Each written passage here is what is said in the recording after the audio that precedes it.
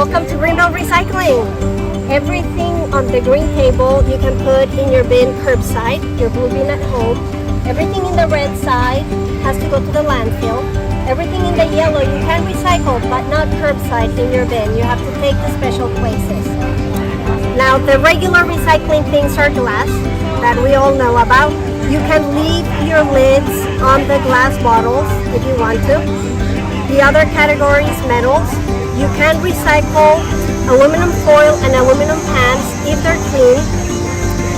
The next category is paper.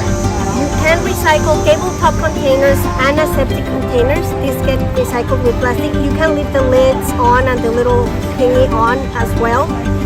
Your plates and cups can be recycled only if they're clean. If they have a few crumbs on them, you can compost the crumbs and then recycle the plate. But if you had spaghetti on it and it's full of sauce, then you can compost the plate or put it in the trash. The next category is plastics.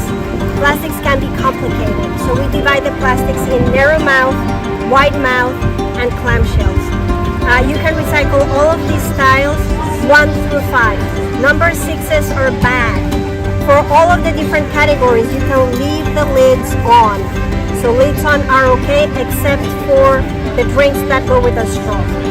But like these number 5s, you can all live with the lids. Now in the plastics category, the clamshell containers are complicated because we have the 1s, the 2s, and the 5s, but then we also have the 6s. 6s are a no. We do not want anything with a 6 on it. So please take a look at the little number, the little recycling triangle with the number. If it has a 6 or a PS, then it's polystyrene and we don't want to recycle it. Also, anything that is thin gauge thermoform plastic, anything that has a funny shape or lots of ridges and things, then we don't want to recycle that.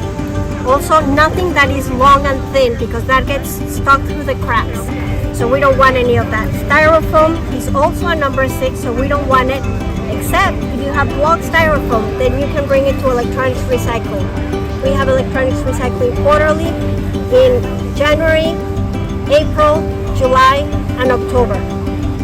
Another thing that's a big no-no is mylar. This is covalently bonded metal and plastic together. They will never separate. This thing will never decompose. If you can avoid purchasing things that come with mylar, like these kinds of things, then we don't want them. Your paper napkins, even though they're paper, they're not recyclable because the fibers are so small that they're at the end of the recycling process. However, if you compost, you can always compost your napkins. Now your drinking glass and ceramics are also not recyclable. The reason is because this glass is made of who knows what kind of glass, but the glass that contains your peanut butter or your mayo or whatever has to have certain specifications, so you can recycle that, but not this. Now in terms of special recycling, we have, as we mentioned, the block styrofoam, which you can bring to electronics recycling. All different kinds of electronics, computers, laptops, CPUs, cables, mice, those kinds of things you can bring to electronics recycling. Your bag of bags, this is plastic film. You know it's plastic film because it stretches when you pull at it. If it's crinkly and when you pull at it, it tears more than it stretches, then it is cellophane, and I can't even tear this one.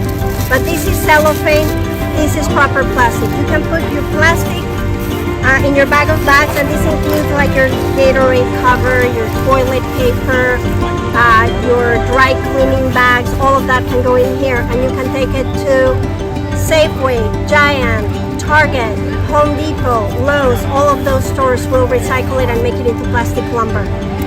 We also have composting.